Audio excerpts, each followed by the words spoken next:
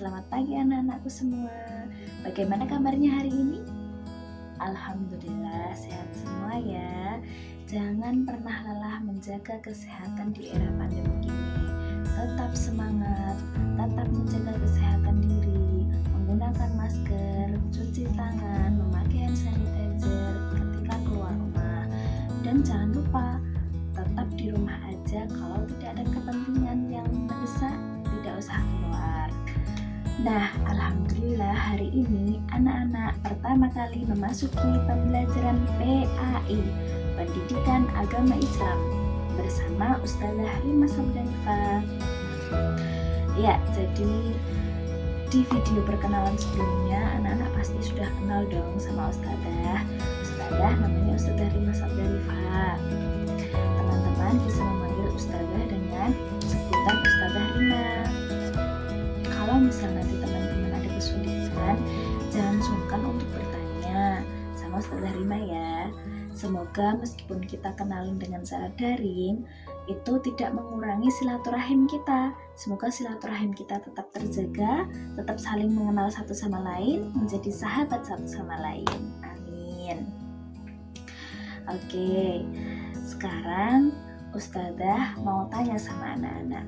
Kemarin seminggu yang lalu kan sudah mendapatkan buku. Sudah membuka belum buku PAI-nya? Coba Ustazah tanya. Sudah ya, Ustazah percaya pasti anak-anak sudah membukanya. Oke, kalau sudah membuka berarti tahu dong apa pembelajaran kita pada hari ini. Ada yang tahu? Nah, apa ya kira-kira ya? Hari ini kita akan mempelajari apa ya? Oke, hari ini kita akan mempelajari tentang Asmaul Husna, yaitu Al-Alim, Al-Kabir, As-Sami, dan Al-Basir. Oke, tahu nggak sih apa sih artinya itu? Kita simak bareng-bareng ya. Tada! Ya anak-anakku, kita akan membahas tentang bab 1, lebih dekat dengan Allah Subhanahu wa taala, yang sangat indah nama-namanya. Asmaul Husna, Al-Alim, Al-Khabir, As-Sami, dan Al-Basir. Sebelum masuk ke materi inti tentang Asmaul Husna, Al-Alim, Al-Basir, As-Sami maupun Al-Basir, di sini Ustazah mau sedikit membahas tentang iman kepada Allah Subhanahu wa taala, di mana iman kepada Allah Subhanahu wa taala ini merupakan pokok dari rukun Islam. Kenapa pokok dari rukun Islam?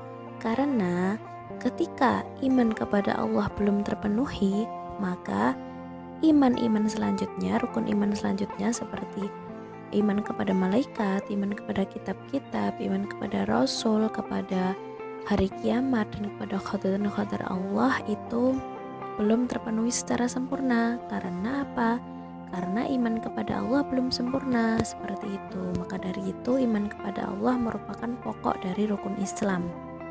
Yang utama adalah itu, beriman kepada Allah. Karena semua dakwah Nabi, semua dakwah Rasul itu mengacunya kepada tauhid, kepada iman kepada Allah.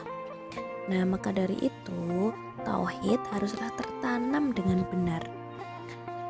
Kita hanya mengakui Tuhan itu satu, yaitu Allah Subhanahu wa taala. Tidak ada yang lain dan tidak ada tandingan yang lain. Sesuai dengan syahadat kita, asyhadu alla ilaha illallah wa asyhadu anna Muhammadar Rasulullah. Aku bersaksi bahwa tiada Tuhan selain Allah, dan aku bersaksi bahwa Nabi Muhammad adalah utusan Allah.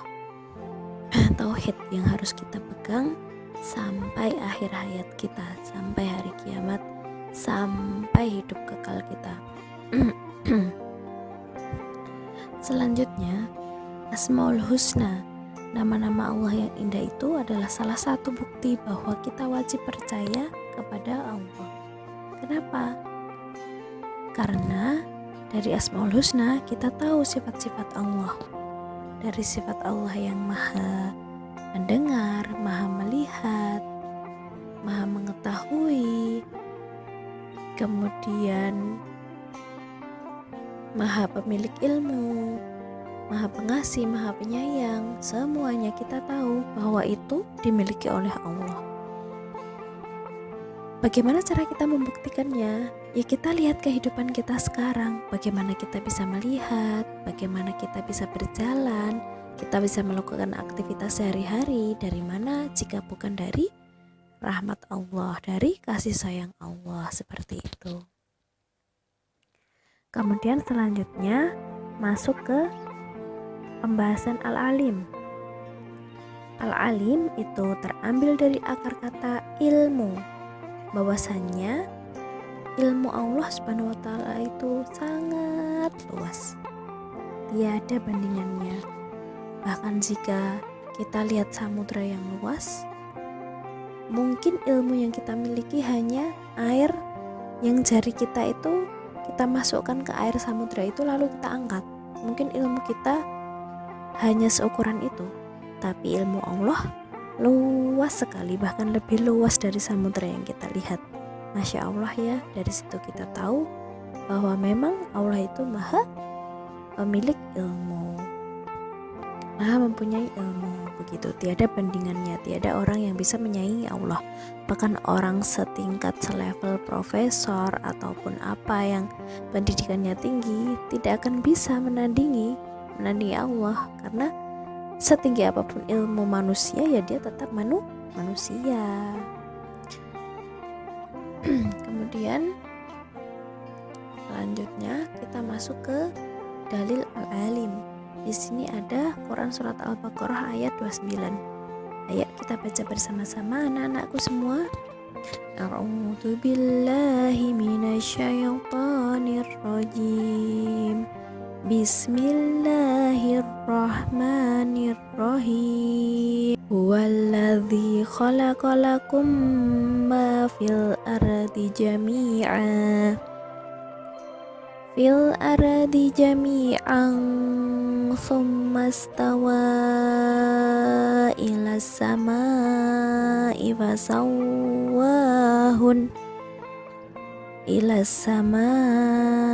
fasawwahunna sab'a samawati wa huwa bikulli syai'in alim. Yang artinya dialah Allah yang menciptakan segala apa yang ada di bumi untukmu, kemudian dia menuju ke langit, lalu dia menyempurnakannya menjadi 7 langit, dan dia maha mengetahui segala sesuatu. Ya, dari sini kita tahu bahwasanya Allah itu mengetahui segala sesuatu, maha mengetahui, maha memiliki ilmu. Kemudian Quran surat Al-Baqarah ayat 32. Nanti teman-teman bisa cek sendiri di buku kalian halaman 4, dibaca dan dipahami maknanya ya anak-anakku sekalian. Kemudian selanjutnya adalah Al-Khabir.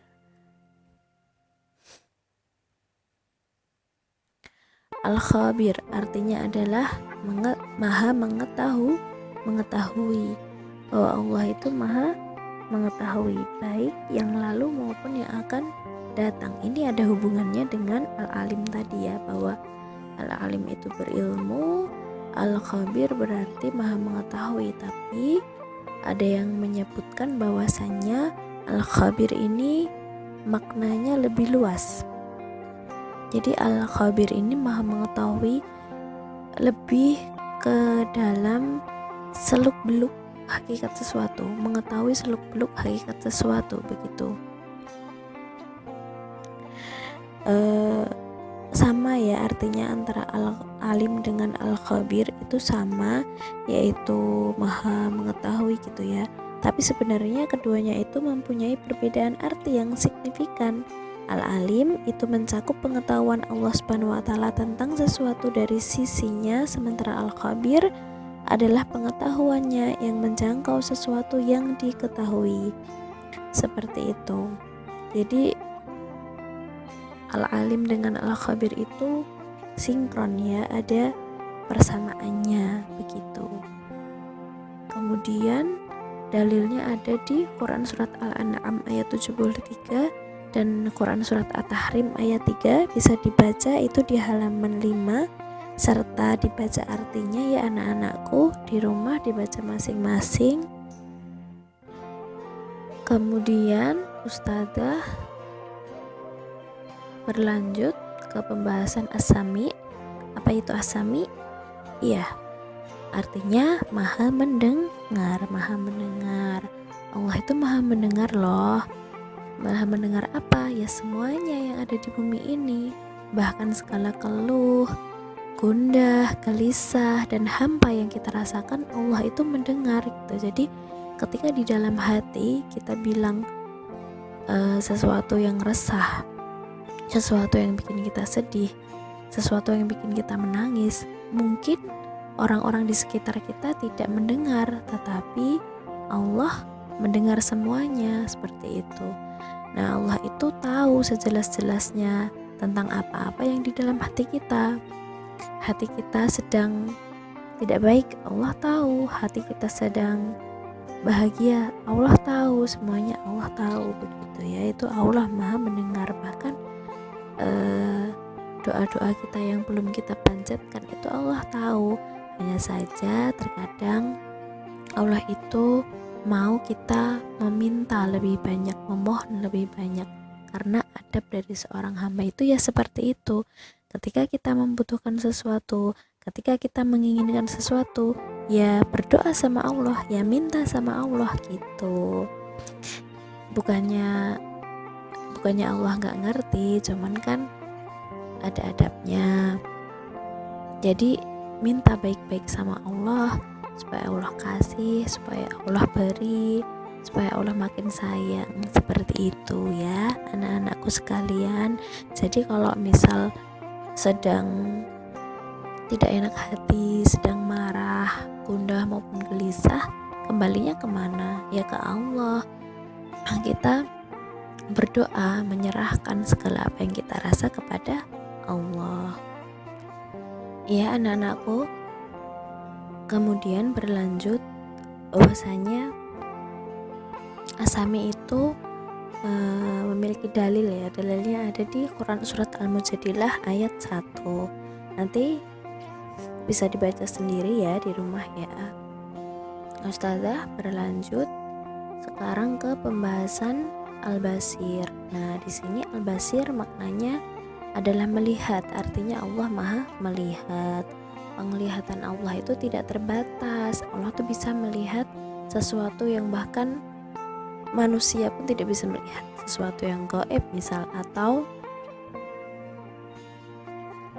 misal semut berjalan di atas batu yang hitam, semut hitam berjalan di atas batu yang hitam di malam yang gelap gulita, tidak ada cahaya sama sekali.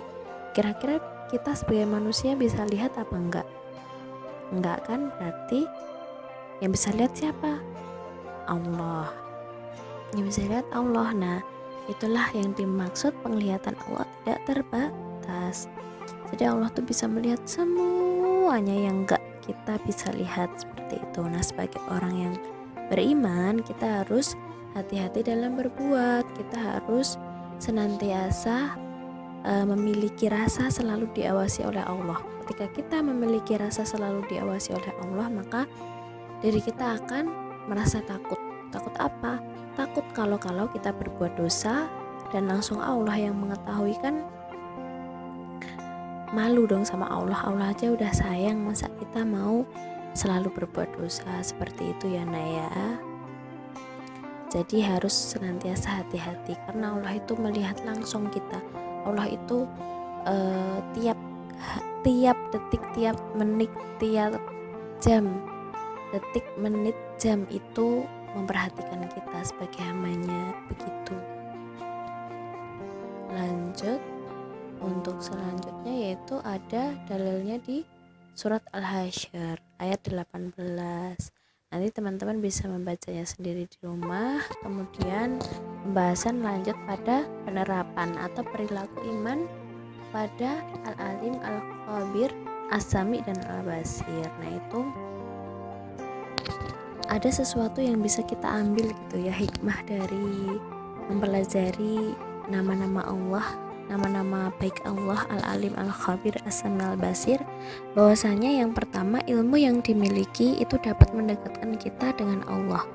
Kalau kita menjadi orang yang berilmu, maka ilmu yang kita miliki ini harus mendekatkan kita dengan Allah. Yang kedua, ilmu yang dimiliki mampu memperbaiki akhlaknya. Nah, orang yang berilmu, dia akan tahu bagaimana memperbaiki adab, bagaimana memperbaiki akhlak. Yang ketiga, menggunakan panca indera untuk sesuatu yang bermanfaat.